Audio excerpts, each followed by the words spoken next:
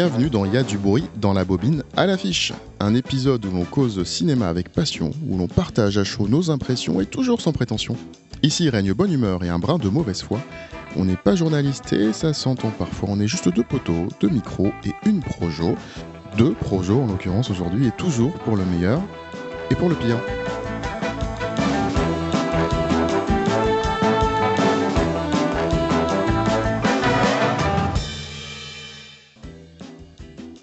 Avant de vous parler des créatures toutes bleues en motion capture issues de l'imaginaire de James Cameron, on va vous parler d'une créature rafistolée de bouts de chair, un classique de l'horreur. On va vous parler de Frankenstein.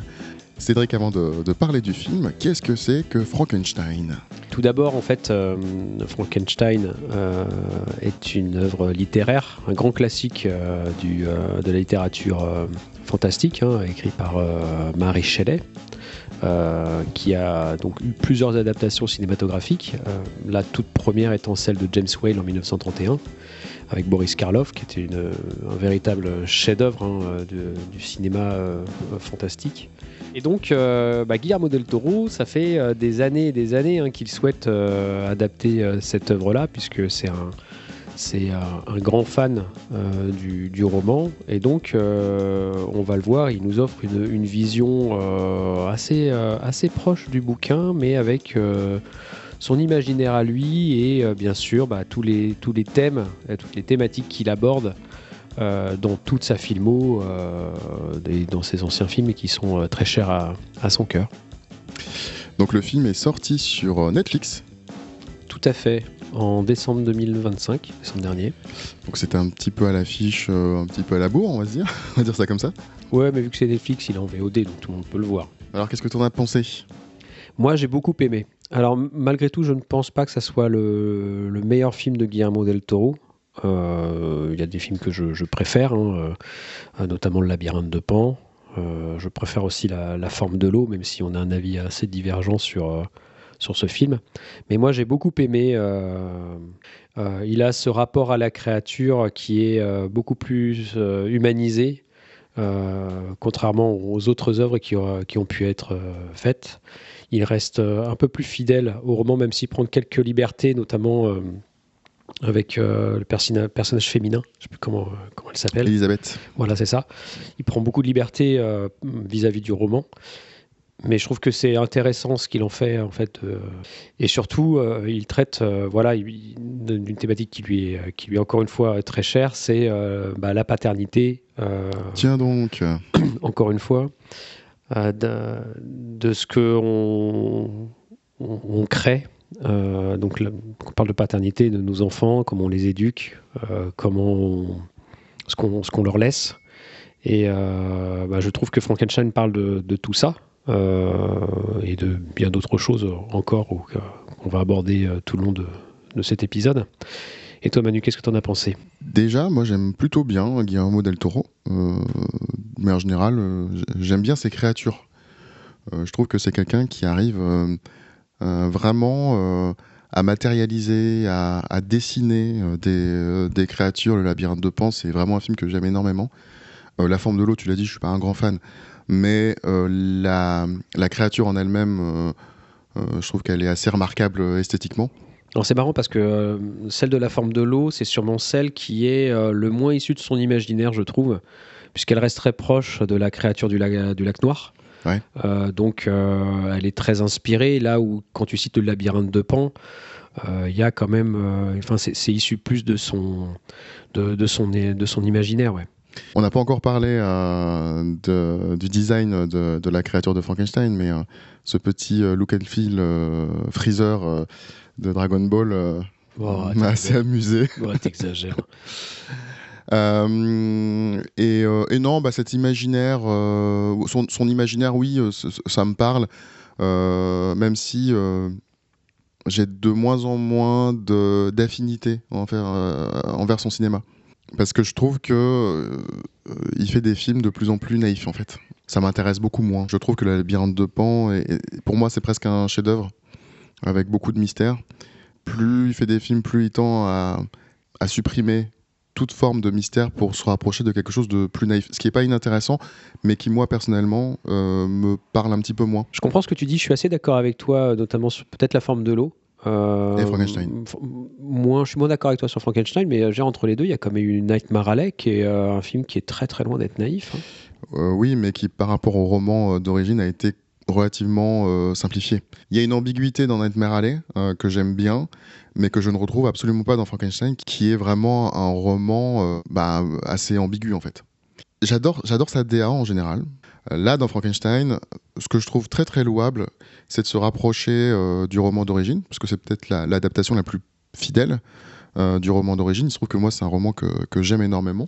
C'est quand même superbement écrit. Je vais pas paraphraser ce que tu disais, mais c'est vrai que le fait de se rapprocher du roman d'origine, d'y injecter sa propre vision, le projet est hyper intéressant en soi.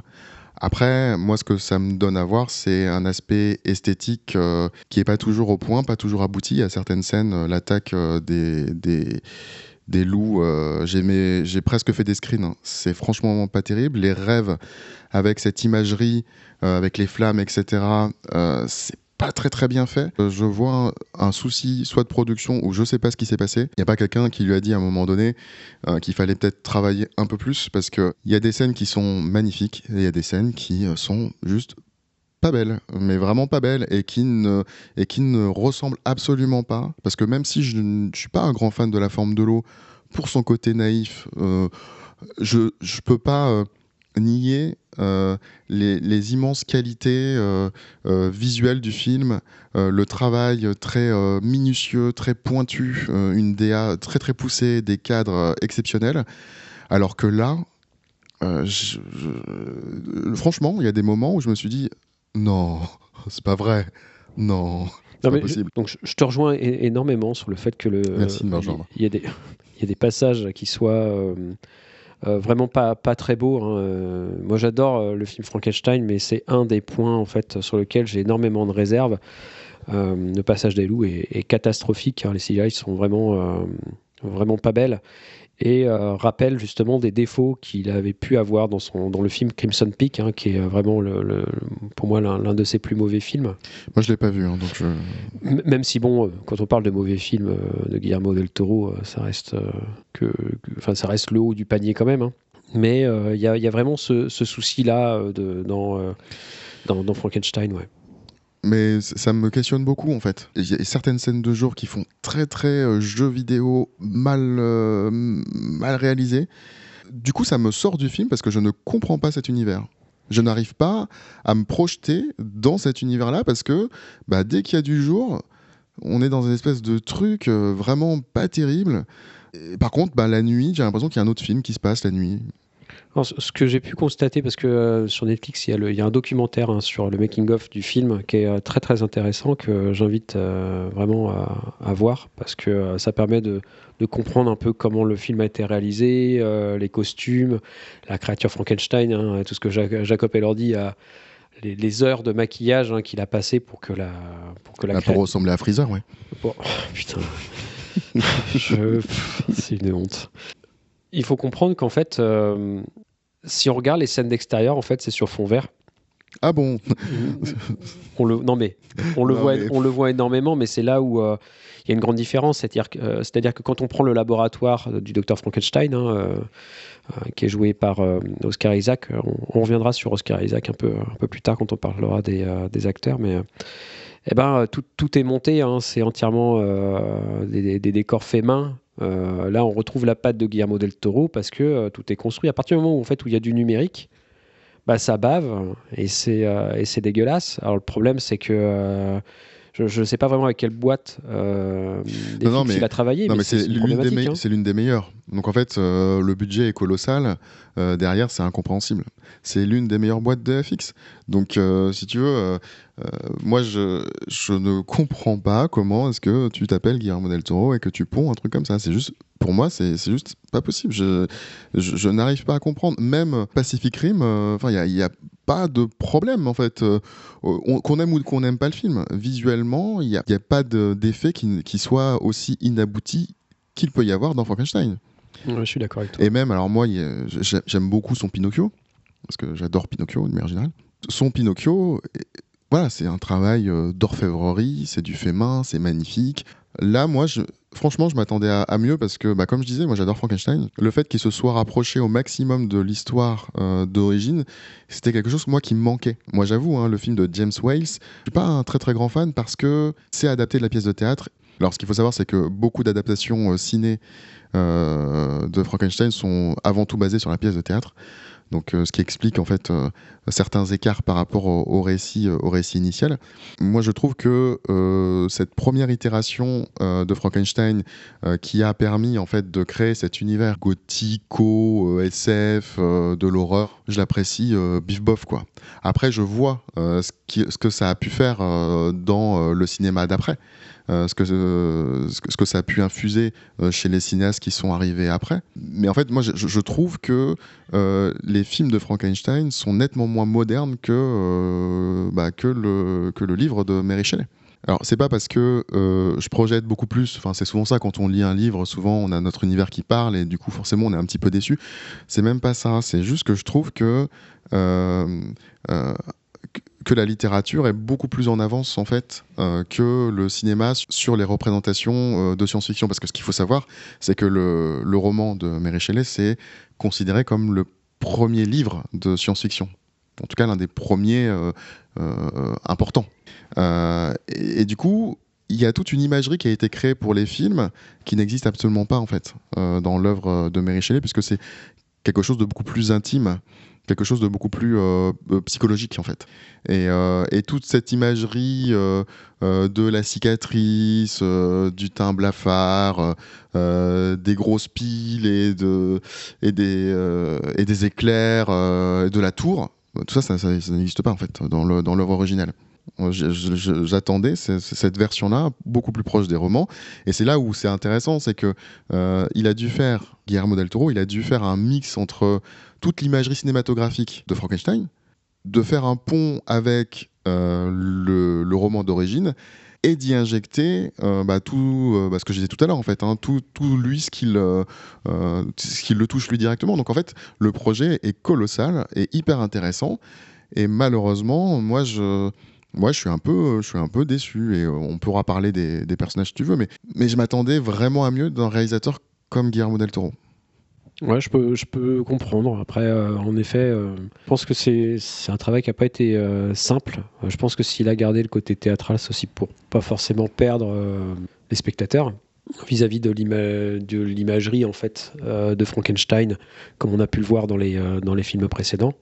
Donc moi je suis d'accord, c'est pas un de ses plus grands films. Après on retrouve quand même une certaine patte qui lui est chère, et notamment aussi tous les thèmes abordés. C'est surtout ça qui m'a touché dans le film. Je trouve que le côté créature, le côté de la paternité, la lâcheté de Victor, le fait de ne pas assumer ses choix et assumer ce qu'on crée. Mais ça, c'est dans l'œuvre d'origine et dans Bien toutes sûr. les interprétations de Frankenstein, hein. C'est-à-dire Ouais, mais je ne trouve pas que ça soit aussi. Je trouve pas que ça soit aussi appuyé en fait dans les autres œuvres que dans celle-ci. Disons que dans beaucoup d'œuvres de cinéma, Victor est vu comme un fou, un peu. Un espèce d'Albert Einstein, comme ça, avec les cheveux un peu hirsutes des fois, complètement taré. Hystérique, ouais. Ouais, hystérique. Mais ce qui n'est évidemment pas le cas dans le roman de Mary Shelley. Et ce qui n'est pas le cas non plus en fait dans le Frankenstein de Guillermo del Toro. Hein. Oui, c'est...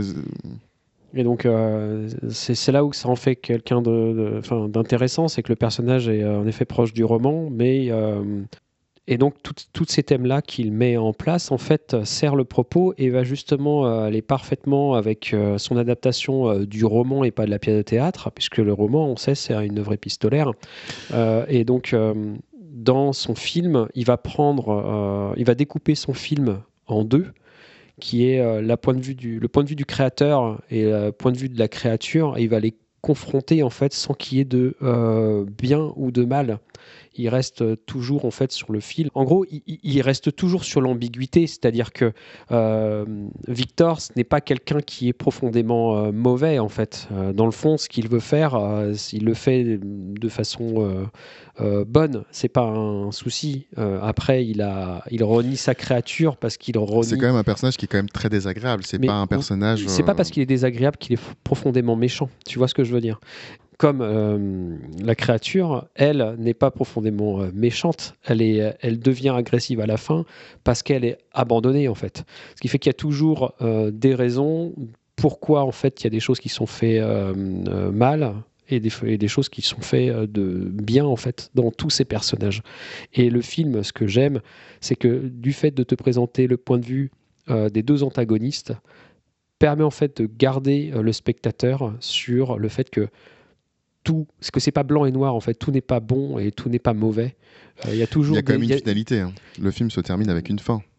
Je trouve pas que ça soit une fin qui dit réellement que les choses sont bonnes ou sont mauvaises. Non, mais il y a une rédemption de Victor.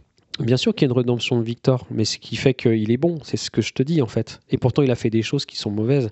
Il a fait des choses mauvaises en fait par peur, par crainte, qui s'expliquent en fait. Et ce que Guillermo del Toro en fait dit dans son film, c'est que in fine, c'est ce que je disais, tout n'est pas noir, tout n'est pas blanc en fait. Il y a des causes à effet qui font qu'il y a des comportements déviants qui peuvent s'expliquer, qui sont pas forcément excusables, mais qui sont explicables. Et je trouve que le film l'aborde profondément bien en fait. Et c'est ça que j'ai adoré moi. Alors, je vais te contredire. En fait, c'est pas un roman épistolaire, c'est un roman enchâssé. C'est-à-dire qu'il y a plusieurs formes de narration à l'intérieur. Donc, c'est pas comme Dracula, par exemple. Oui, j'ai fait un rapprochement. Enfin, je suis allé assez vite, mais en effet, le début et des lettres. Mais ce que tu dis, le découpage, c'est exactement le découpage du roman. En fait, tout à fait. C'est exactement ce que l'on a dans le roman.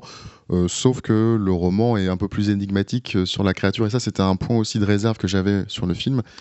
Je comprends ce que tu dis sur le personnage de Victor et en tout cas ce que Guillermo del Toro a voulu injecter. Ce que je trouve louable, intéressant, important, mais tout ça, c'est déjà dans le roman. En fait, c'est pas un truc c'est pas un point de vue atypique qu'il a injecté. Je comprends les ajouts personnels qu'il a mis dedans, mais je trouve qu'elles desservent beaucoup. Parce que de simplifier le récit alors que le roman était beaucoup plus riche de tout ça. Par exemple, l'un de ses apports, ça a été le rôle du père de Frankenstein, qui est comme quelqu'un de très mauvais. D'ailleurs, ce comédien est très drôle parce que il joue toujours des mauvais dans Game of Thrones. Oui, il a une vrai. sale gueule, donc c'est assez marrant. Le fait que le père soit une mauvaise personne et que Victor reproduit... et encore une fois, cette paternité, ce cycle, enfin bon, je trouve ça assez simpliste en fait, même si c'est pas inintéressant, mais le roman était beaucoup plus ambigu là-dessus parce que Frankenstein, vit dans une famille complètement aimante, avec un père d'une gentillesse absolue.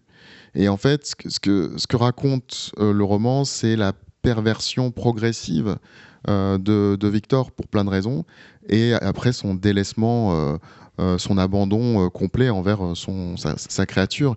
Et je trouve que c'est beaucoup plus fin.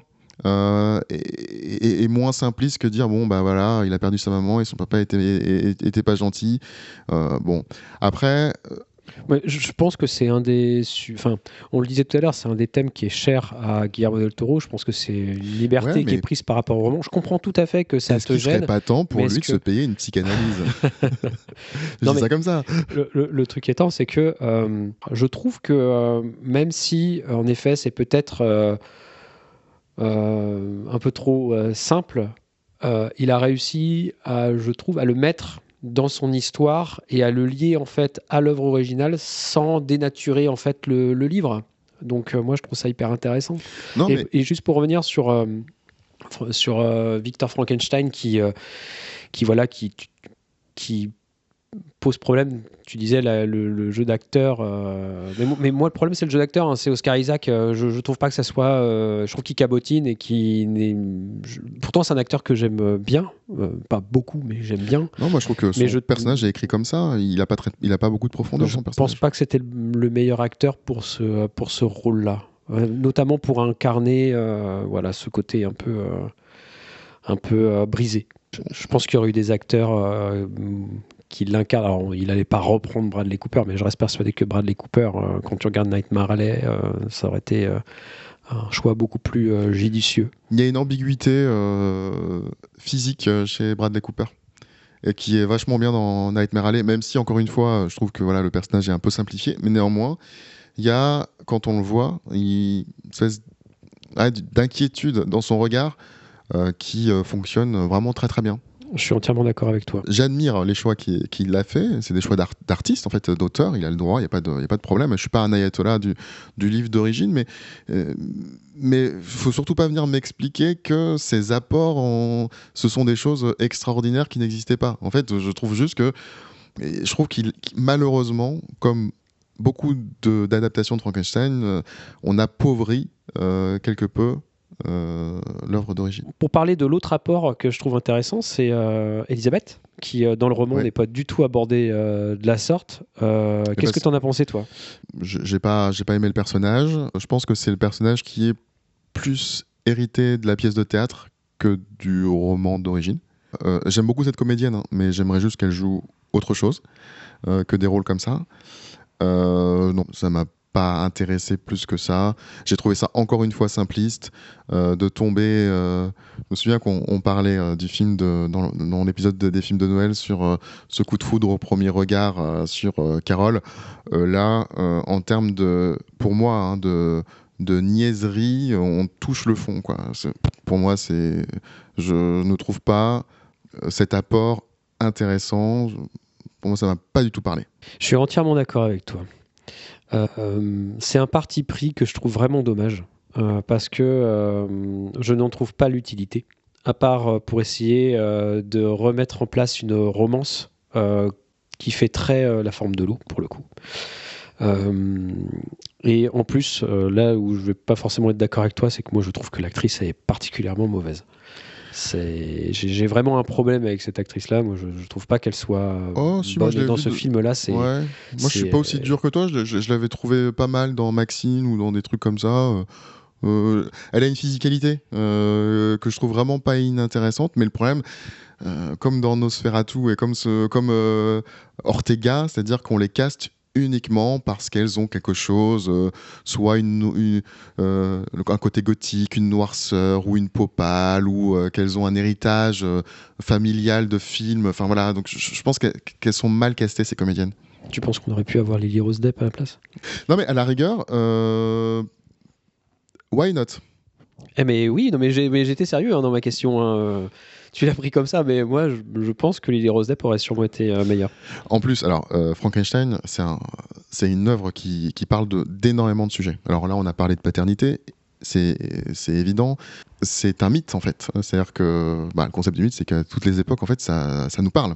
Aujourd'hui, avec l'intelligence artificielle, avec ces choses-là, Frankenstein est vraiment, vraiment d'actualité. Et surtout, la notion de féminisme. Dans Frankenstein, en tout cas dans l'écrit de Mary Shelley, c'était quelque chose d'assez important.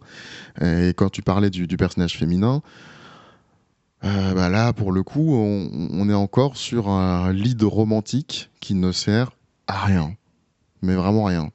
Alors, Elisabeth, dans le roman d'origine, c'est la cousine aka femme de Victor. Je pense que j'ai pas lu la pièce de théâtre, mais j'imagine que cette histoire du frère, puisque c'est dans le film de Wells, le frère et sa compagne viennent rendre visite à Frankenstein dans sa tour. Je pense qu'il a voulu garder ce truc-là, mais ça aurait été beaucoup plus romanesque qu'Elisabeth soit la femme de Victor. Parce que ce que va proposer la créature, c'est la mort, en fait, d'Elisabeth si Victor ne coopère pas. Merci. Il n'y a pas de quoi.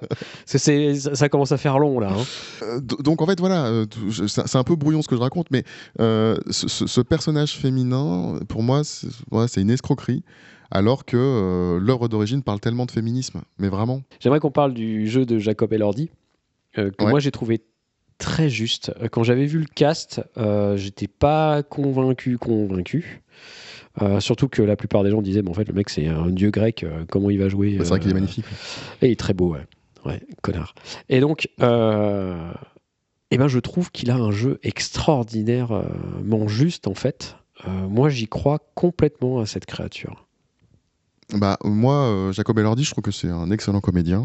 J'ai rien contre son interprétation que je trouve bien, mais encore une fois, en fait, ouais, il y a tout un jeu sur le regard de la tristesse, de tout ça. Oui, je trouve ça bien. Après, je pense qu'on est tellement habitué à, à des énièmes ersatz en fait d'une créature de Frankenstein avec ses cheveux presque en triangle, sa balafre cousue sur le côté, ce côté famille Adams en fait qu'on a dans beaucoup d'adaptations en fait. Que bah oui, quand on voit Jacob Elordi avec une DA particulière, oui, c'est pas inintéressant, mais moi j'ai un problème avec la créature en elle-même en fait. Pas avec le jeu de Jacob Elordi que je trouve bien, mais avec la créature en elle-même. C'est-à-dire que il y a plein de choses que je comprends pas en fait. Pourquoi est-ce qu'il guérit de ses blessures et par contre il a toujours plein de cicatrices partout. Comprends pas. Parce que c'est les bouts de membres, en fait, qui sont reliés les uns aux autres. Ça a du sens, ça. Moi, je ne sens pas. Je trouve limite. Alors, je vais pas dire qu'il est trop beau parce que il est, voilà. Mais je trouve pas assez monstrueux par rapport à sa peine, par rapport aux choses par rapport au fait qu'il soit conspué de la société, en fait. Normalement, dans cette créature-là, ils le disent. Enfin, ils le disent au début, un élément purulent, dégoûtant, qui pue. Là, on ne le ressent pas dans le film. Visuellement, ça se voit pas. Il y a personne à un moment qui lui dit ce serait quand même bien que tu mettes du déo. Ou c'est une créature qui est. Mais c'est normal. C'est parce que c'est une image de la société qui rejette quelqu'un. Toi, tu le vois pas purulent ou quoi que ce soit, mais c'est fait pour, en fait. Pour moi, ce thème-là, en fait, c'est le fait que les personnes qui sont différentes sont rejetées par la société, qui sont critiquées, ouvertement maltraitées, et c'est exactement ce qu'il se passe là. Ouais. Toi, tu ne le vois pas tel quel, parce que justement, en fait, pour moi, il est important que le spectateur se dise, mais en fait, ce gars-là, il est pas comme ça, en fait. Pourquoi la société le martyrise, dit qu'il pue, il est purulent, etc. Mais c'est parce qu'en fait, c'est la bienséance, c'est la société du conformisme. Pour moi, c'est ça qui est montré. C'est important, au contraire, que la créature soit pas comme ça, en fait. Pour que toi, en tant que spectateur, tu puisses prendre pitié pour les gens à part. Bah oui, mais moi je peux prendre pitié pour une créature bien dégueulasse et qui ne ressemble vraiment à rien. Je veux dire, pour moi le discours, moi ça ne change rien en fait. Moi, je pense que c'est fait pour. Je Bah, pense que c'est juste en tout cas, il est décrit comme monstrueux et je suis désolé, pour moi, hein, il ne l'est pas assez. Il ne l'est pas assez. Ce regard amoureux, voilà, qu'a Elisabeth envers lui, c'est tellement naïf en fait. C'est Ouais, mais tellement le Miss problème- France en fait. Ouais, mais le Tellement, problème, c'est le personnage d'Elisabeth. C'est pas la créature en elle-même. ouais, mais Elisabeth, elle fait partie de la société. Elle fait partie des gens qui l'acceptent.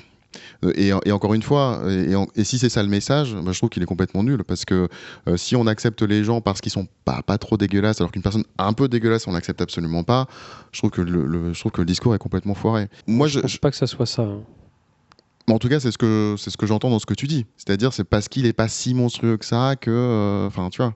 Moi, je pense honnêtement, c'est que entre un discours et la réalité, les choses sont toujours différentes. À partir du moment où si tu lui avais fait une créature qui était vraiment dégueulasse, tu donnais raison en fait aux propos qui étaient donnés, comme Bah, quoi elle est dégueulasse, point barre, tu vois. bah oui, mais alors, enfin, et Oui, mais au contraire, c'est ça qu'il faut combattre et non pas combattre la normalité. C'est tout. Parce que si tu fais une créature normale, ça n'a pas de sens. ah non, je suis pas d'accord avec toi. Mais bon, soit. sur la créature, alors, parce qu'on parle d'Elisabeth, etc., et des autres, mais moi, ce que j'aime dans le jeu de Jacob et dans la créature en elle-même, c'est l'innocence. C'est au moment où elle naît, il y a toute l'innocence d'un enfant, en fait. La découverte du monde, etc., et du monde dans sa beauté. T'as des scènes qui sont magnifiques dans la forêt. Moi, je trouve qu'il y a des plans qui sont d'une beauté complètement dingue. Mais tu as cette innocence et après, l'innocence brisée par la société conformiste, en fait. Et je trouve que la construction du personnage sur son cheminement, en fait, jusqu'à la fin où il devient violent, en fait, je trouve que le personnage est vachement bien écrit, en fait. Oui, il est vachement bien écrit, ouais. Oui, non, mais c'est comme ça dans le roman, on est d'accord. Mais je trouve qu'il est vachement bien écrit. Mais dans tous les cas, sur ce principe-là de créature, le mieux, c'est quand même de regarder Lantimos, parce que je suis désolé, mais son film raconte un peu la même chose, avec... alors, il n'y a pas cette notion de créature vraiment dégueulasse, mais par contre, il y a cette découverte du monde, cette envie... Tu parles de pauvre créature. De pauvre créature, ouais. Je trouve pauvre créature bien mieux, ça c'est sûr. Bah voilà. Donc, mais après, pour moi, c'est pas abordé du même prisme.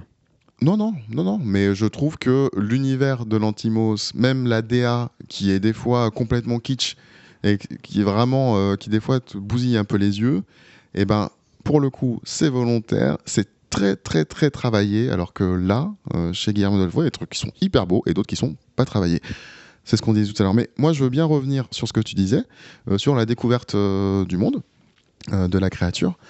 C'était vraiment une partie que j'attendais énormément, parce que ça fait partie des choses, quand tu les lis, bon, bah, c'est hyper... Enfin voilà, tu te projettes, etc. C'est hyper intéressant, parce que ça peut être hyper casse-gueule.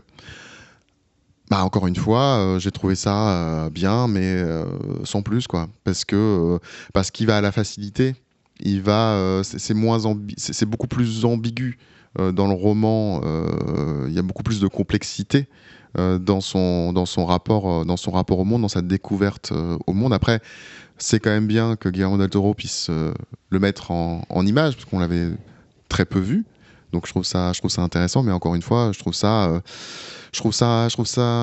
trop simple pour moi. Je pense que je peux résumer le film comme ça, hein. J'ai trouvé le film beaucoup trop simple, parce que quand je parlais de féminisme, ce qu'il faut savoir, c'est que Mary Shelley, sa mère était militante féministe. En tout cas, elle luttait pour les droits et l'égalité hommes-femmes, notamment à l'éducation. Quand elle a écrit, elle était toute jeune, hein, Mary Shelley, quand elle a écrit Frankenstein. Qu'est-ce qu'elle décrit, en fait? Un monde où l'homme se prend pour Dieu, tellement qu'il n'y a plus besoin de femmes, parce qu'il y a très peu de femmes à part Elisabeth. Les hommes qui enfantent et qui se délaissent de leur enfant. Et à l'époque de Mary Shelley, en fait, on leur apprenait aux jeunes femmes de bonne société, on leur apprenait en fait à écouter les hommes. Elles n'avaient droit à rien, elles n'avaient pas le droit à l'éducation, à rien du tout. Donc en fait, elles se mettaient à écouter les histoires d'hommes pour pouvoir faire la conversation. C'est exactement ce que raconte en fait Frankenstein, c'est-à-dire une créature qui n'est même pas nommée, qui n'a même pas de nom, qui est délaissée et qui doit apprendre par elle-même, tout seul, le monde, sans père. Toute cette ambiguïté-là, tout ce niveau de lecture-là que l'on a vraiment dans le roman, et quand on s'intéresse évidemment à Mary Shelley, simplifié. Dans le film, je pense que c'est Guillermo del Toro, d'une manière générale, qui simplifie énormément ses discours. Je ne sais pas pour quelle raison. J'ai vraiment l'impression que c'est du Disney tout ça, quoi. Il y a une stratégie chez Disney de faire des méchants qui sont finalement pas si méchants que ça, qui sont un peu des gentils, qui sont un peu... alors que là, dans Frankenstein, il n'y a pas de méchants, il n'y a pas de gentils, mais il y a une ambiguïté chez tous les personnages. Et cette ambiguïté-là, moi je la vois pas du tout dans le film. Quand tu parles de la fin, je trouve que Victor admet, il y a une rédemption. Alors que dans l'œuvre de Mary Shelley, chacun a sa propre opinion et chacun va finir, alors, je ne vais pas vous dire comment, mais de son côté en fait. C'est irréconciliable parce qu'ils sont allés tellement loin tous les deux. Alors ce qu'il faut savoir aussi, parce que je vais contextualiser, c'est que dans l'œuvre originelle, donc Victor crée la créature, s'en délaisse très très rapidement, et la créature va s'évader, va commencer à vivre seule. Elle va se trouver très seule. Et elle va retrouver Victor pour lui demander de lui créer une compagne. Donc c'est également dans le film. Elisabeth, c'est la cousine de Victor. C'est une fausse cousine, hein. C'est une sœur d'adoption, on va dire, mais qui lui est promise. Et au fur et à mesure que l'histoire avance, il y a des meurtres qui sont faits sans doute on se doute que c'est la créature, mais tous les proches de Victor décèdent les uns à la suite des autres. Il y a des personnes qui sont condamnées à tort, et ça va commencer à peser chez Victor. Il va commencer à avoir beaucoup de remords, à vouloir se venger. Donc il y a beaucoup de sentiments qui sont mêlés chez Victor, entre de la vengeance, entre de la justice, et entre pas de la rédemption, mais le fait d'avoir enfanté un monstre. Et de l'autre côté, il y a beaucoup de peine, de violence du côté du monstre. Et chacun va rester un peu dans son couloir avec des hauts et des bas, mais c'est pas aussi simple que dans le film en fait. C'est beaucoup plus compliqué, c'est beaucoup plus psychologique, c'est beaucoup plus psychologisant. Et ouais, je vais clôturer là-dessus parce que je me répète un peu, mais ce côté-là, je l'ai évidemment pas retrouvé. J'ai vu une histoire toute simple en fait de Guillermo del Toro, voilà. In fine, toi Manu quand même, est-ce que tu recommandes de voir Frankenstein de Guillermo del Toro? Non. En fait, si vous voulez voir un film qui se rapproche du roman, oui, parce que c'est peut-être celui qui est le plus proche, mais en soi, voyez d'autres films de Guillermo del Toro. Et c'est très décevant, parce que comme tu le disais en introduction, en fait, c'est quand même c'est un film hyper important pour lui. C'est un mythe qu'il a envie d'adapter depuis très très longtemps, donc c'est hyper important pour lui. Et pour moi, c'est vraiment une tôle en fait, hein. C'est vraiment, il s'est vautré, ou on lui a donné trop de moyens. Je sais pas ce qui s'est passé, mais non, voilà, je vais pas le recommander. Enfin, pour moi, c'est no way. Et toi? On va pas avoir le même avis. Moi, je pense que c'est un film quand même qu'il faut voir. C'est pas le meilleur film de Guillermo del Toro. Ceci étant, je trouve que c'est, même si tu peux la trouver simpliste, je trouve que c'est une belle adaptation qui n'avait jamais été faite avant. Comme tu le dis, plus proche du roman, donc différente de tout ce qui a déjà été fait. On retrouve la patte de Guillermo del Toro. Bon, il y a des effets visuels qui sont pas dingues, mais mine de rien, il y a quand même des décors qui sont fous. Il y a des costumes qui sont quand même super beaux. Je trouve que Jacob joue super bien aussi. Moi, je trouve que c'est un film qu'il faut voir. En effet, il est un peu long, mais moi, j'ai pas passé un mauvais moment. Franchement, j'ai bien aimé. En revanche, à la sortie du film, j'étais aux anges, vraiment. Et je l'ai vu maintenant il y a un mois déjà. Et ma plus grosse déception, c'est que même si dans le fond j'ai bien aimé, c'est, je pense, le film de Guillermo del Toro qui m'aura le moins marqué, et que il y a plein de scènes que j'ai sûrement oubliées. Et ça me turlupine beaucoup pour un réalisateur que j'adore, qu'un film s'oublie. C'est le signe que c'est un film qui est pas le meilleur, quoi. Bon, eh ben, en tout cas, vous ferez votre avis sur le Frankenstein de Guillermo del Toro. Bon, maintenant on va parler de deuxième film que sûrement beaucoup de monde attend, surtout notre ami Claude, Oui. de savoir ce qu'on a pensé donc du nouvel opus d'Avatar de James Cameron, donc Avatar 3, de feu et de cendres, sorti le 16 ou 17 décembre au cinéma. Donc on n'est pas allé le voir ensemble, celui-ci, je l'ai vu avant toi en IMAX 3D, je crois que tu l'as vu dans les mêmes conditions que moi. Tout à fait, et on s'est pas parlé du tout pendant 15 jours pour pas se spoiler. C'est ça. Et donc, en premier lieu, Manu, peux-tu nous dire de quoi que ça cause, cet Avatar 3? Vous vous souvenez d'Avatar 1? Bien sûr. Vous vous souvenez d'Avatar 2? Ah bah oui. Eh ben c'est la même chose. Voilà, Merci de nous avoir écoutés. On espère que vous avez passé... Vous avez passé un bon moment. Retrouvez-nous sur votre plateforme. Non, bon, bah voilà, Avatar, c'est cette planète Pandora qui est en proie avec des colonisateurs qui veulent le forer. Des enforés, ouais, tout à fait, ouais. Et qui veulent piller, en fait, saccager en fait, cette planète. Cette planète est habitée par plein de créatures, et notamment les Na'vi, qui sont ces êtres très très grands et tout bleus, réalisés avec de la motion capture. Dans le premier opus, on a suivi Jack Sully, qui explorait la planète en se faisant transformer en avatar. Oui. En être bleu. On avait donc laissé la famille Sully après le carnage dans le peuple de l'eau, là, et donc leur fils aîné était décédé. Ils avaient récupéré donc le petit humain, je sais plus comment il s'appelle. Le Rasta blanc. Le Rasta.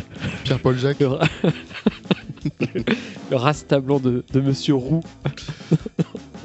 Et donc le grand méchant qui était prêt à mourir a été sauvé donc par son fils, le petit Rasta blanc. Et donc on ouvre... Il lui a dit: Pierre-Paul Jacques, qu'est-ce que tu fais là?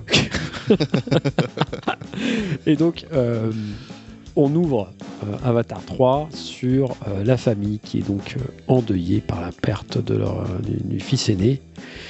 Et une nouvelle menace se profile avec la même grand menace, méchant, la même menace, les mêmes enjeux, sauf que vient s'ajouter donc le peuple du feu, les Na'vi un peu méchants, en gros. Voilà. Bon, alors dis-moi Manu, qu'est-ce que tu as pensé d'Avatar 3? C'est pas peine de souffler. Bah là, j'ai beaucoup soufflé, je crois. Bah déjà, beaucoup trop long. Ah mais beaucoup trop long. Déjà, plus de 3 heures à ce stade, c'est plus un film, c'est un engagement citoyen. C'est 3h15. 3h15, mais c'est pas possible en fait. À quel moment James Cameron s'est dit, bah tiens, si on faisait la même chose, et en plus pour 3 heures, peut-être que les gens, entre-temps, ils ont oublié. Bah, ce qui n'est pas mon cas, parce que moi, je n'ai pas oublié Avatar 2. Alors, Avatar 2, j'avais quand même un espèce de ravissement visuel au niveau du peuple de l'eau, en tout cas de tout ce qui est sous l'eau. Je trouvais ça magnifique, cette immersion sous-marine, les espèces de baleines à orques. Enfin, je trouvais ça vraiment, vraiment beau. J'avais vraiment l'impression de retourner dans cet univers, dans un nouvel univers. Parce que faut quand même admettre que James Cameron, c'est quand même le spécialiste pour créer des nouveaux univers. Et Avatar, quand c'est arrivé, c'était pas une franchise, c'était pas un roman, c'est vraiment une création. Et ça, pour le coup, je trouve ça vraiment cool en fait, qu'on puisse aujourd'hui créer des nouvelles histoires, des nouveaux récits, des nouveaux mondes, des nouvelles populations. Enfin, je trouve ça vachement bien. Le problème, c'est que est-ce qu'il y avait vraiment besoin de faire un deuxième? Donc la question est ouverte, mais big question, est-ce qu'il y avait vraiment besoin d'en faire un troisième? Mais c'est une véritable question. Non, mais je n'ai pas de réponse. Enfin, si. Non. Mais non, mais pourquoi, en fait? Mais surtout qu'il y a un 4 et un 5 qui sont quand même prévus. Moi, sur le premier, je suis d'accord avec toi. C'est vrai que à l'époque, c'était une prouesse en plus visuelle, et puis il y a eu la 3D, il y a eu tout ça, c'était vraiment énorme. Le scénario, je m'y attarderai pas parce que pour moi, c'est quelque chose de déjà vu. Je trouve que Danse avec les loups de Kevin Costner aborde les mêmes thématiques et mieux. Ça, c'est mon avis. Mais le film Avatar était agréable à voir. Moi, le 2, je n'ai pas du tout aimé. J'ai trouvé ça très... malgré le fait que ça soit beau. Et là, je vais te paraphraser, mais le fait que ça soit beau ne fait pas tout un film. J'adore quand tu me paraphrases. Je vois ça un peu comme un hommage, comme une récompense. Oui, tu dis ça parce que... de toutes ces années où j'ai subi ces agressions. Mais, et là, le 3, il y a de gros problèmes. C'est que on reviendra sur le côté visuel, parce qu'il y a quand même des choses à dire, il y a quand même des moments de cinéma, il y a de l'hommage aussi au cinéma dans Avatar 3. Mais si on parle de l'histoire, le problème que j'ai, c'est que, ok, les thématiques, on les connaît. On sait, d'ailleurs, il y a un beau parallèle, je trouve, à faire avec Frankenstein de Guillermo del Toro, hein, sur ce qu'on laisse aux générations futures. C'est exactement un peu l'idée aussi dans Avatar, hein, qui est quelle planète on laisse en fait à nos enfants et aux générations futures. Hein. C'est un parallèle vraiment sur l'écologie, sur le dérèglement climatique, sur la traite des animaux, etc., qui est important et qui est plutôt bien traité dans le film, hein, dans le 3, dans le 2, dans Le dans le colonialisme, 1, le colonialisme, etc. Mais en fait, le problème, moi, que j'ai avec Avatar 3, et que j'avais déjà aussi avec le 2, c'est que, ok, les thèmes, je les connais, ok, je sais comment fonctionne l'univers, mais raconte-moi une histoire, quoi. Avatar 3, le problème que j'ai, c'est que c'est la même chose que le 2. La bataille de fin, c'est la même chose que le 2. Bah, Donc, la structure narrative, c'est exactement la même. mais je comprends tes enjeux, je sais ce que tu veux me dire. Alors, ok, c'est beau, mais raconte-moi une putain d'histoire, quoi. Me balance pas le même scénario que le 2 en espérant que j'y accroche et en disant amen à tout.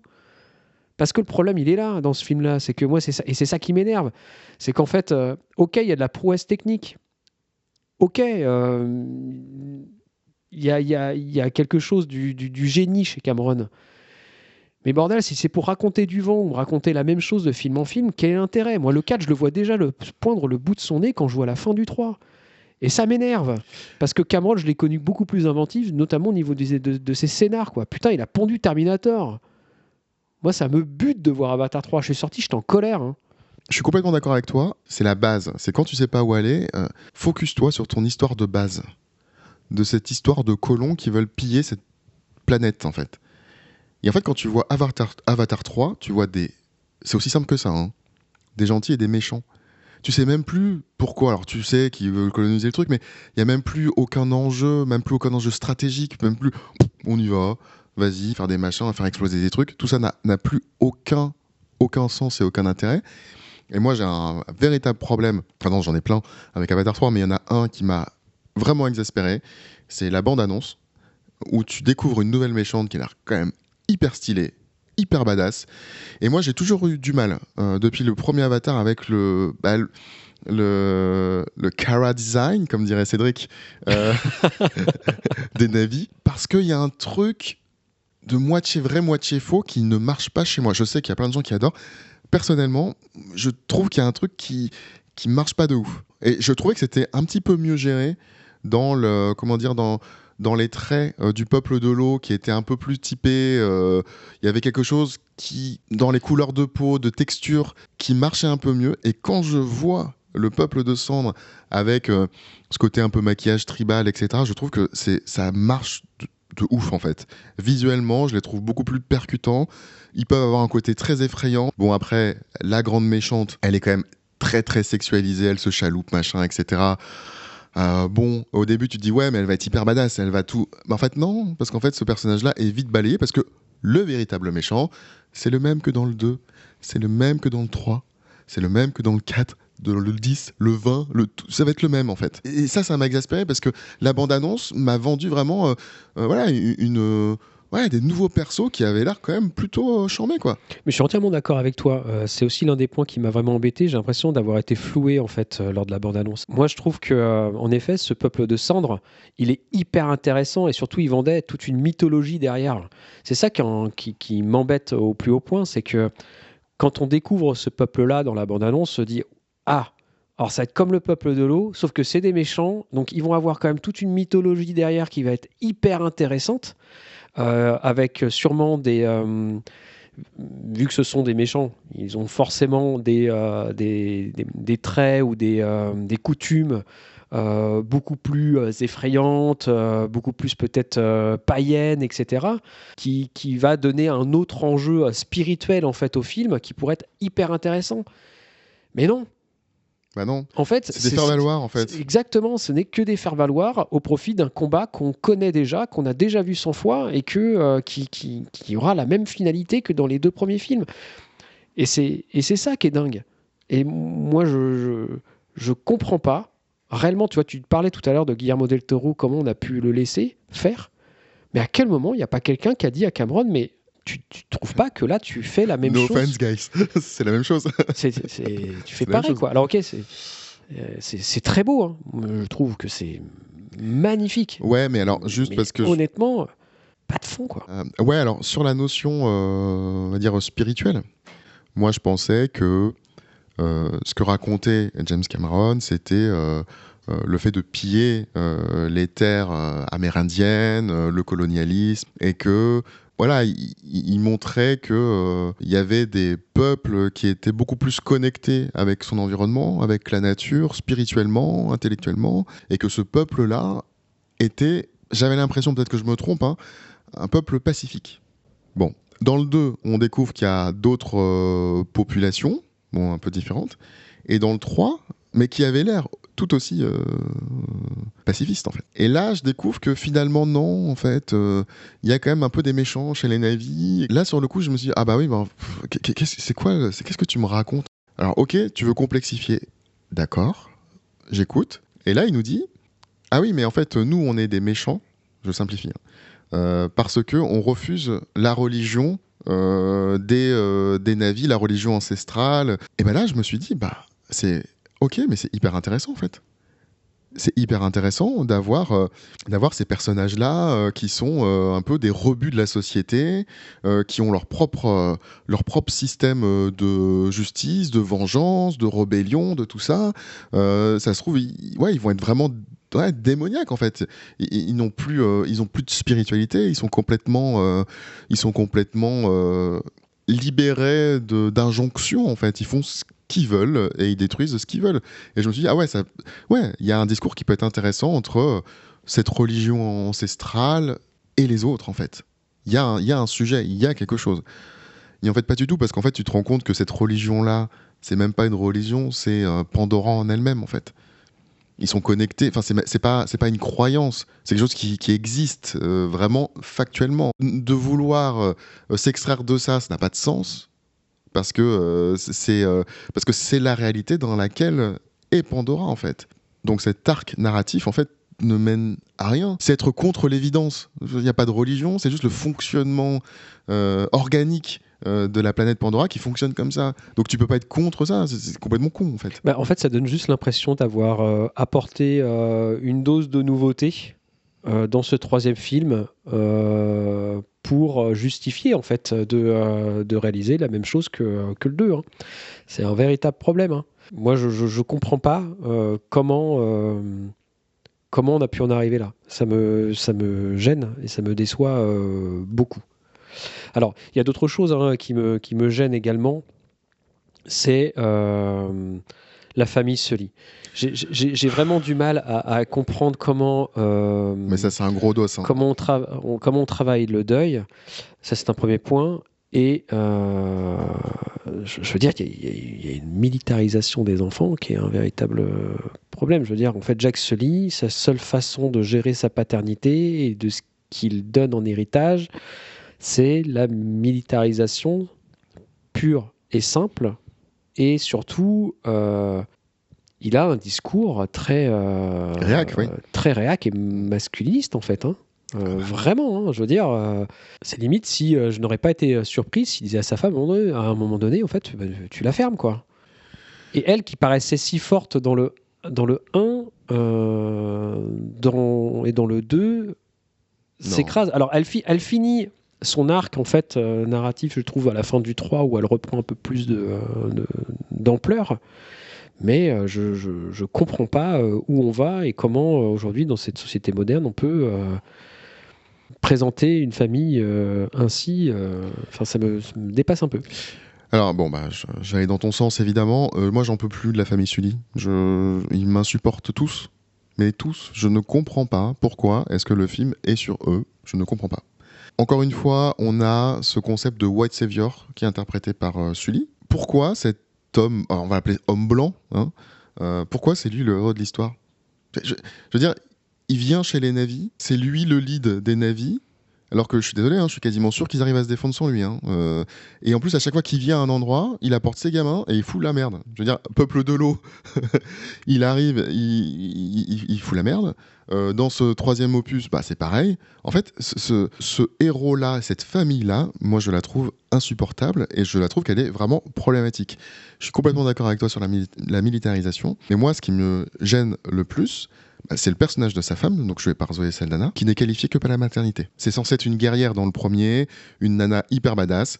Dans le 2, ça part un peu en sucette, mais alors là, dans le 3, elle n'est caractérisée que par la maternité. Des enjeux, elle veut tuer, spoiler, hein, le Rasta blanc. Elle finit à avoir un élan d'humanité. Alors, ce que je comprends pas, c'est qu'on m'avait quand même vendu ce peuple-là comme hyper des humanistes. Voilà, bon, visiblement, ils sont à l'image de la société. C'est quand ça les arrange. Voilà. Mais moi, je ne comprends pas Sully. Cette scène-là, je ne la comprends pas absolument. Quand il retourne dans la forêt avec Rasta blanc et qu'il se dit, bah tiens, t'as raison, on va le buter. Mais oui, j'ai pas compris. Mais quoi? What? Mais pourquoi? Mais c'est le frère de tes enfants. Il est considéré comme ton fils adoptif. Et là, à un moment donné, tu te dis, ouais, bah finalement, ouais, on a qu'à le buter parce que c'est quand même lui qui nous apporte que des problèmes. Excuse-moi, Sully, c'est quand même toi qui rapporte que des problèmes depuis le début de Avatar 1, en fait. Donc, ça m'a énervé, j'ai pas compris, en fait, sa mentalité. Là, il y a sa femme qui réagit avec un élan de maternité, mais qui, pour le coup, est juste dans son... Voilà, qui lui dit, bah non, on ne peut pas faire ça. Ok. J'imagine que le film est maladroit.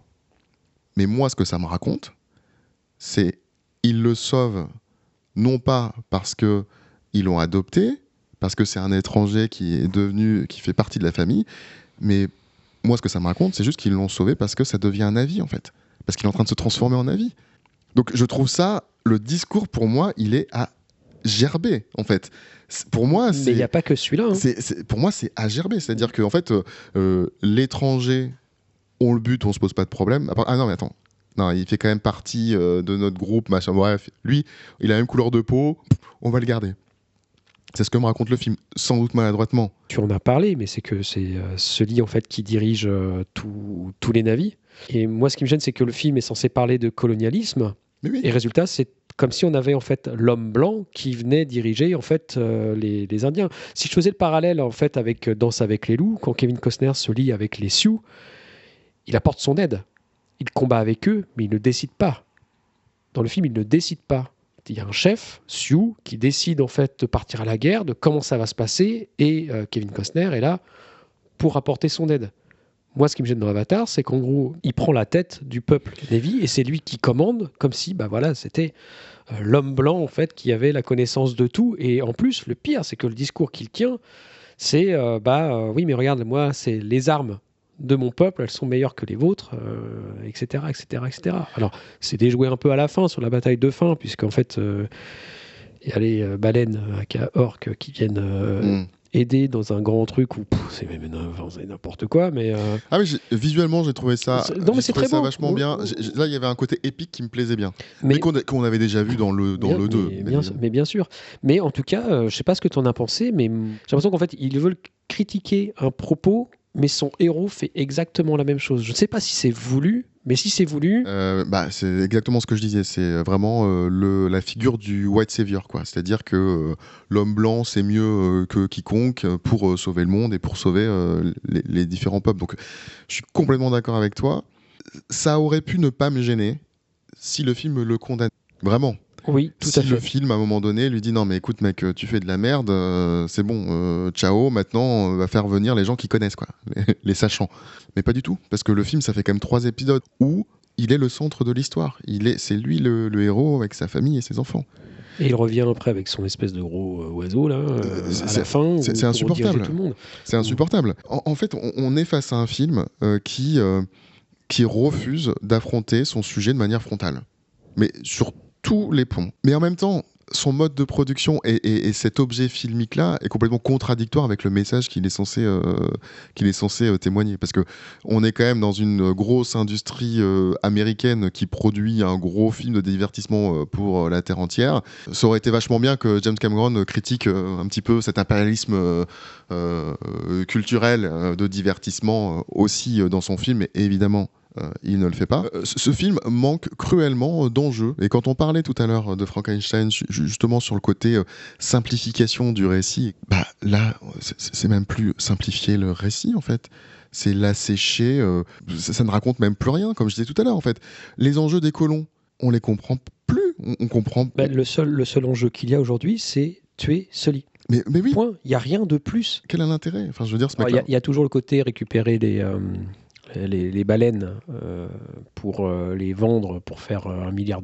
C'est ce que dit. Ouais, mais là encore. D'ailleurs, lui, on croyait qu'il était mort. Je comprends pas pourquoi il est de retour. Mais moi, je suis hyper énervé avec ça. C'est-à-dire que ça me saoule, encore une fois, que le film passe son temps à buter des animaux, des créatures, des machins. Je veux dire, il va falloir buter un des membres de la famille Sully à un moment donné pour avoir un enjeu dramatique. Ce qu'ils ont fait dans le 2, hein. Mais visiblement, ça n'a pas d'impact. Mais je veux dire, ils sont trop nombreux, ils font de la merde tout le temps. Il faut qu'on ait un enjeu dramatique.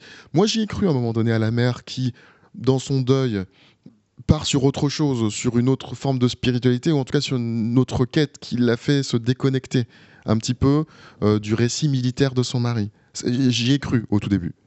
Mais ça a vite été anéanti. Enfin, je veux dire, on n'en peut plus des Sully, enfin, de cette famille-là, qui sont problématiques et qui se croient le centre du monde. C'est plus possible. Donc, non, il va falloir tuer des persos à un moment donné. Je veux dire, pour faire avancer le récit, pour avoir qu'on ait un peu d'enjeu dramatique, il va falloir tuer des vrais persos et non pas des énièmes baleines, des énièmes créatures à buter, quoi. Moi, ça m'a énervé qu'on bute comme ça des créatures. Mais moi, je suis très inquiet sur la suite à donner à cette saga. Je ne vois pas ce qu'il va pouvoir raconter. À moins de mettre un gros coup de pied dans la fourmilière à un moment donné, je ne comprends pas où va aller cette histoire. Parce qu'en plus, le grand méchant, on spoil, mais il n'est pas mort. Bah non. Puisqu'on ne le voit pas à la fin. Il y avait Et donc, mais on le savait. Donc ce qui veut dire qu'en gros, on se retrouve avec la même chose que la fin du 2. Moi, ça va revenir encore, et c'est ridicule. Je pense qu'il y a un problème de découpage. Parce que j'imagine que cet épisode 3 devait soit être intégré dans le 2 ou soit dans le 4. Il y a un espèce de truc, c'est pas cohérent de faire 2 fois le même film. Ce que j'ai pu lire sur Twitter, donc une science particulièrement inexacte, c'est que la méchante qui nous a été présentée dans ce 3 serait de retour dans le 4, mais en version, voilà, ce serait vraiment elle, la vraie méchante. Mais quel est l'intérêt ? Il y avait un truc qui était intéressant. Il y avait une discussion entre Sully et le militaire méchant, là, où là, Sully lui dit un truc, pour une fois, plein de vérité. Il lui dit, bah, en fait, t'appliques des règles, mais t'es rien, en fait. T'es mort. T'es un avatar. T'es même pas la personne d'origine. Donc, pense par toi-même. Vis ta vie normalement et essaie de te faire ta propre opinion plutôt que d'appliquer des règles de vengeance que tu as héritées mais sans les connaître réellement. Et je me dis, ah mais là c'est fort, là c'est intéressant. Ouais, je suis d'accord. J'avais pensé qu'ils allaient faire alliance et je me suis dit, bah ouais, là il y a un truc qui peut être intéressant. Mais alors ça a été évacué en 2 temps, 3 mouvements, le discours est parti en sucette et puis voilà quoi. Bah moi, je m'attendais vraiment à ce qu'il change de camp, qu'il y ait un revirement de situation et que ça aurait été mais tellement bien. Là, il y avait un réel enjeu scénaristique. Mais carrément. Mais malheureusement, non. Donc, il y a des choses que je trouve complètement aussi incohérentes. À quel moment, en fait, la Navy de l'océan qui est enceinte part à la guerre à côté de son mari qui la voit très bien et encore une fois contractions et aucun problème, je comprends pas. Et encore une fois, qui est-ce qui l'accouche ? Bah oui, c'est toujours la même. Ouais, elle n'est caractérisée que par la maternité. Alors que c'est censé être une guerrière. Comme tu disais au tout début, je pense que le sujet de fond, il pue. Je sais pas pourquoi, mais ça pue quand même. Ça pue le Trumpisme. Enfin, je sais pas si c'est ça Je sais... Bah non, parce que pourtant Cameron n'est pas du tout de ce bord-là, mais... Non, mais c'est très réac, en fait. Ah ben c'est très réac, ouais. C'est très réac, c'est-à-dire que l'ouverture vers les peuples, en fait, oui, mais pas tous, parce que machin, il y en a qui sont quand même un peu méchants et que, voilà, on n'accepte pas tout le monde. Ah si, sauf quand ils deviennent, comme nous, quand ils deviennent des navis, je trouve que... Je trouve qu'entre le 1 et le 3, il y a une déchéance, en fait, dans les sujets abordés. Je trouve que dans le 1, voilà, les sujets de fond au niveau de l'écologie n'ont pas changé. Mais voilà, comme tu le dis, il y a un côté purulent qui s'installe au fur et à mesure et qui vient un peu pourrir tout ça, quoi. Bon, on est plutôt en raccord. Bon, il y a quand même des choses que je sauve un peu dans le film. C'est comme je le disais tout à l'heure, je trouve que c'est très beau. Et surtout, il y a cette capacité chez James Cameron à créer, à renouveler l'univers visuel qui fait que on en prend toujours plein les yeux. Et c'est vrai que on l'oublie souvent parce qu'on a des exigences en tant que cinéphile, mais le cinéma, c'est Le cinéma. le cinéma. Non, mais le cinéma, c'est avant tout du spectacle aussi, hein. Et faut avouer que j'ai trouvé le film très long, mais il y a des passages que j'ai vraiment trouvé sublimes et en termes d'action super bien amenés. Je pense notamment à la caravane des espèces de trucs volants là, Les marchands. les marchands, voilà, qui se fait attaquer par le peuple de Cendres. Il y a un côté très western dans cette scène-là, hein, de l'attaque de diligence, que j'ai trouvé extraordinaire en fait. Tu sens qu'il y a de l'hommage en fait au cinéma, quelque chose qu'on ne voit plus en fait, et qui est sublimé par tout le côté visuel qui est magnifique. Et ça, pour le coup, c'est des choses qu'on voit très peu. Et en ce sens, Avatar 3 a au moins cette qualité-là, je trouve. Ouais, mais 30 balles, quoi, la séance, mec. Donc, si tu veux, au bout d'un moment, tu vas payer 25 balles ta place, tu vas payer tes lunettes, tu vas payer le parking. Et puis, si vous avez des enfants. Mais c'est pas le sujet de. Non, mais c'est pas le sujet Non, de mais 30 balles la séance. ce que je veux dire, c'est que c'est beaucoup trop d'investissement pour quelque chose qui me parle d'un truc assez rance. Et là, la scène dont tu parles, qui est très très bien, c'est peanuts dans les 3h20, 6h ressenties dans le film. Je trouve que s'il avait fait juste une bataille navale, une bataille, pas navale, mais une bataille dans le ciel, avec genre 1 heure de ça, moi ça me va, hein. Je serais sans doute beaucoup plus content que les 5 minutes de la scène. Moi, je trouve pas que... Je suis d'accord pour distribuer des bons points, mais pour moi, ça ne sauvera pas le film. J'ai pas dit que ça le sauvait, attention, hein. Et puis je dois juste revenir quand même sur les 30 balles. Oublie pas que c'est les distributeurs en France qui posent problème, hein. C'est pas aussi simple que ça. C'est pas la vision de James Cameron que de faire des places à 30 balles, hein. Non. Non, mais oui. Enfin, Non, mais tu peux le voir. On l'a vu à 30 balles, nous, parce que t'es le voir en IMAX 3D. Tu peux le voir en 2D chez toi. Ça changera pas grand-chose, hein. N'empêche pas que la scène reste belle. Et, bah, honnêtement, et moi, qu'il y a je suis pas sûr que images. je kifferais de le voir chez moi sur mon écran 4K ou 8K, hein. Après, cela n'empêche que ça ne sauve absolument pas le film. Je dis juste que voilà, il y a des points quand même qui sont plutôt bons et ce qu'on ne peut pas enlever à Cameron, c'est son sens du spectacle.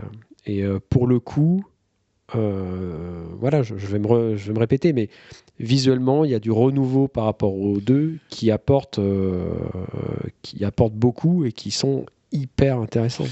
Bah, honnêtement, bah, je suis pas d'accord avec toi, parce que autant j'ai trouvé que dans le 2, il y avait du renouveau, parce qu'on est allé dans l'eau, autant là, techniquement, on atteint quand même un seuil.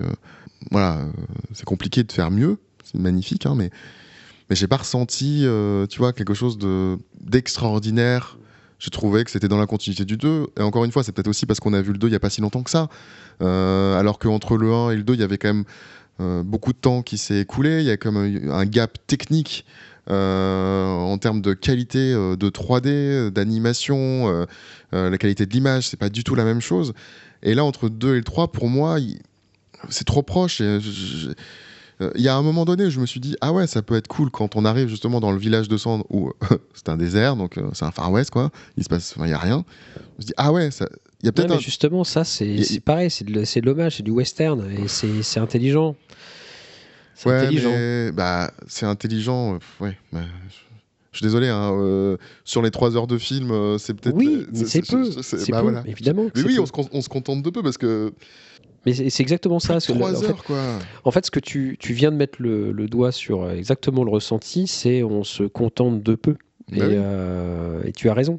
C'est que moi, ces moments-là, je les trouve chouettes, et parce que bah voilà, c'est le seul truc que j'ai. T'as pu te raccrocher en fait. Ouais, voilà, exactement. Ouais. Moi j'ai eu le temps de refaire ma vie intérieure pendant le film, tellement c'était long, de me poser des vraies questions sur la vie. J'ai regardé 3-4 fois ma montre. J'ai vu 1h30, j'ai vu 2h15, j'ai dû voir 2h40 aussi. Non mais... J'en pouvais plus. Non mais puis...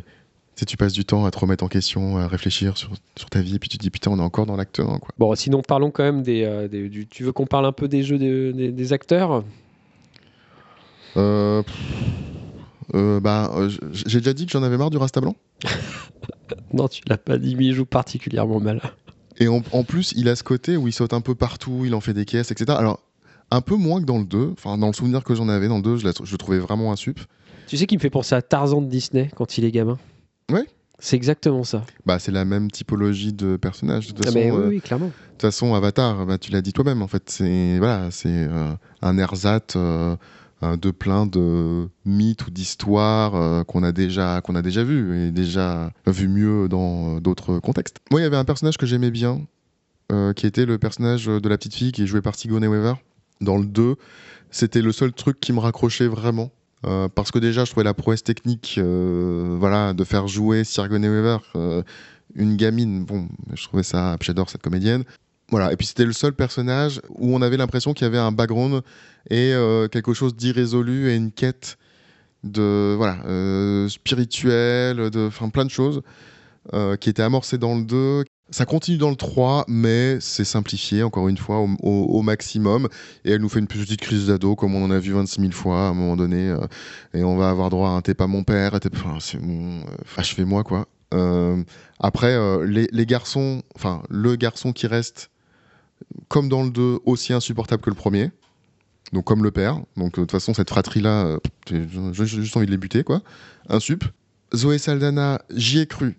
Quand elle est dans son deuil et quand elle est dans... je me suis dit, ils vont peut-être jouer quelque chose de différent, mais comme on l'a déjà dit, elle joue que sur le rôle de la maternité, donc ça me passe au-dessus. Le méchant, voilà. Donc non, moi, après, on pourra me dire encore une fois, il y a plein de prouesses techniques pour capturer les machins. Je m'en fous. Juste sortez-moi un film écrit, quoi, à un moment donné, et puis je serai content, quoi. Je demande pas grand-chose, hein. Mais juste, putain, plus de 3 heures, quoi. Donc moi, même si ça joue à peu près bien, je vais pas me satisfaire de ça, quoi. Et puis la motion capture, même si bon, la prouesse, ok, si vous voulez voir de la bonne motion capture, moi je trouve qu'il faut regarder Serkis jouer César dans la planète des singes, ou même Gollum dans Le Seigneur des Anneaux. Je trouve que c'est vraiment au-dessus, quoi. Donc ouais, non, mais bon... Voilà, j'ai quelques points à sauver. Toi, même pas. Moi, je comprends pas l'engouement autour de ce film. De toute façon, moi, je regardais un peu les avis critiques, même presse. Tu sens bien qu'il y a une pente descendante pour. Après, je sais pas s'il a déjà signé les suites. Bon, je pense que c'est Cameron, donc à mon avis, c'est déjà. Ce sera pas trop un problème. Voilà, mais peut-être que ça peut peut-être lui donner un petit coup de pied au cul. J'aimerais bien, mais après, c'est aussi le public. Moi, ce qui me gêne un petit peu, c'est de voir des films comme ça faire des cartons box-office et voir tonton Spielberg qui galère avec West Side Story, avec The Fablesman, etc. Alors, je comprends, c'est pas même la même typologie. Mais tu l'as dit tout à l'heure, c'est pas le même spectacle. Mais bien sûr que c'est pas le même spectacle, mais mine de rien, moi, Cameron me déçoit. Mais voilà, on est loin de Abyss, on est loin de Terminator, on est loin de... Qu'est-ce que j'aime Abyss ? Abyss, c'est un très grand film. Qu'est-ce que j'aime Abyss ? Donc voilà. Non, après, je vais quand même essayer de sauver 2-3 trucs quand même. Je vais essayer de me concentrer. Si t'as pas, t'as pas. Non, mais voilà, on va pas non plus être tout le temps négatif. Moi, ce que j'ai apprécié, c'est, je l'ai vu un dimanche. Un dimanche après, la salle était blindée. IMAX. Ouais, pareil. C'était vraiment blindé. Et pendant la période de fête, évidemment, t'es dans le rush d'avoir tous les trucs à préparer pour les fêtes. Et je me suis dit, ouais, à un moment donné, je me suis dit, ça fait du bien de se poser à un endroit. Et j'ai fait ma liste de courses. Et du coup, je me suis dit, ouais. Est-ce que j'ai oublié quelque chose ? Eh ben non. Du coup, j'ai rien oublié, puisque j'ai eu le temps. Plus de 3 heures, mec. Non, mais on l'a déjà dit qu'il Mais oui, mais 3 heures, c'est pas possible, c'est plus possible. Moi, la durée des films me pose vraiment aucun problème quand elle est justifiée et quand il y a quelque chose à raconter. Bientôt, je vais te faire découvrir un film qui dure très très longtemps, sur lequel... Autant n'emporte le vent. Non.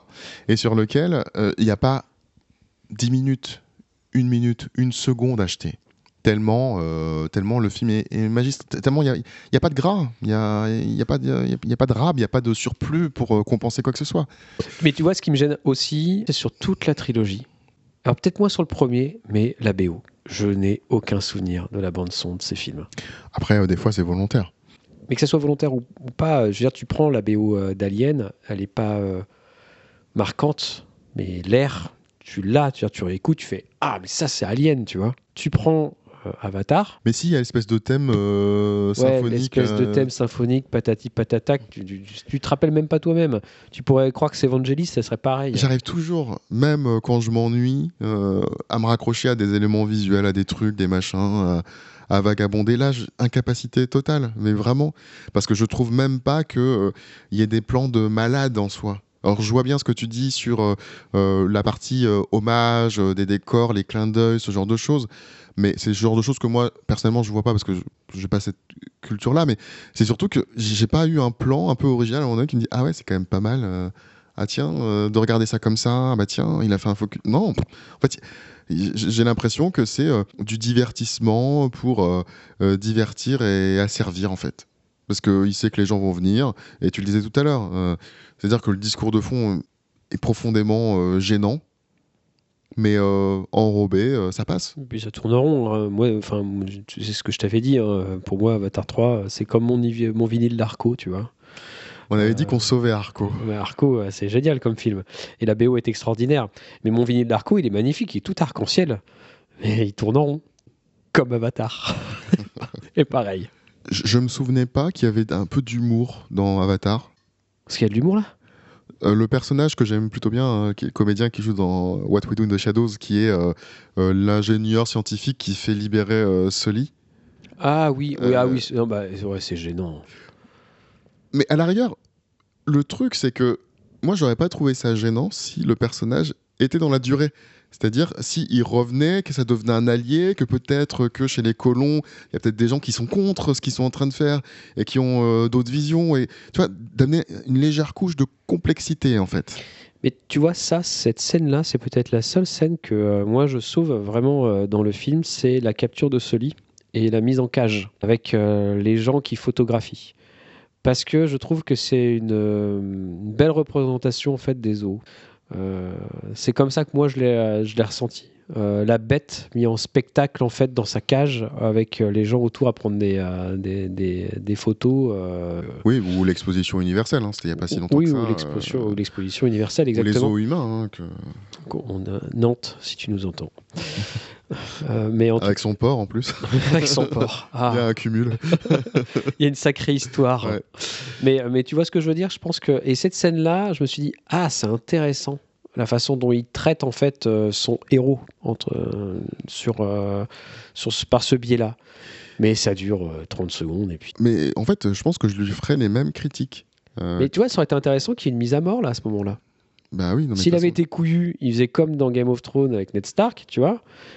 Et en fait, il tuait réellement son héros, quoi. Mais bien sûr. Et ça aurait eu un enjeu dramatique sur toute l'histoire, sur le peuple Na'vi, sur tout. Et ça aurait été énorme. Mais bon, on joue petite couille, quoi. Ce film manque cruellement de complexité, en fait. De degré de lecture. C'est trop basique, en fait. Et tout à l'heure, quand tu te moquais gentiment de mes 30 balles, oui, bah moi je suis désolé. Hein. Je paye pas 25 balles ou même 15 balles pour qu'on m'explique un truc aussi simple que ça, sans intérêt. À un moment donné, il y a un retour sur investissement aussi. Hein. Quand je donne quand même plus de 3 heures de mon temps, j'attends pas à être instruit, mais j'attends quand même à m'évader un petit peu, en tout cas, peut-être à creuser des choses intéressantes. Là, j'ai rien, Cédric. Là où je te rejoins en plus, c'est que, et pourtant, Dieu seul sait à quel point on n'est pas d'accord sur Superman de James Gunn, mais je pense que j'aurais préféré voir Superman en IMAX 3D à 30 balles que de voir Avatar 3. Même si, mine de rien, je pense que c'est un film qu'il faut voir en IMAX, 3D, parce que en 2D, je pense que en 2D pour un IMAX, ça doit être infernal. Aucun intérêt. Mais vraiment. Ou en 4DX, à la rigueur, si vous voulez faire un peu de sport. Mais ouais. C'était comme ça que tu clôturais. Ouais, c'est comme ça que je clôture. Bon, alors Cédric, est-ce que tu recommandes Avatar 3 ? Non ? Et toi ? Non. Et voilà, c'était Avatar 3 à l'affiche, réalisé par James Cameron, avec plein de comédiens. Le film est actuellement en salle, alors si vous ne l'avez pas encore vu, allez-y, peut-être un peu quand même. Ce sera toujours mieux que de nous croire sous parole. Voilà, merci à toi Cédric. Merci Manu. Et merci de nous avoir suivis. On se retrouve très vite pour un nouvel épisode, un autre film et sûrement un autre débat. Allez, salut. Ciao.